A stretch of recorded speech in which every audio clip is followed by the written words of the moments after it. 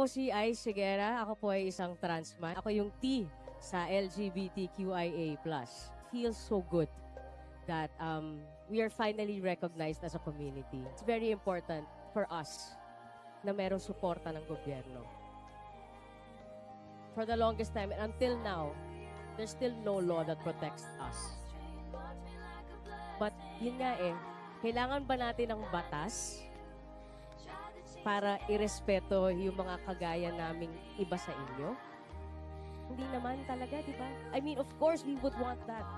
Pero habang wala pa, habang isinusulong pa rin to, sana tayo mismo, kaya nating magkapwa-tao, kaya nating maging mabait sa bawat isa, kaya natin magbigay ng respeto sa bawat isa, kahit iba man ang paniniwala mo sa paniniwala niya.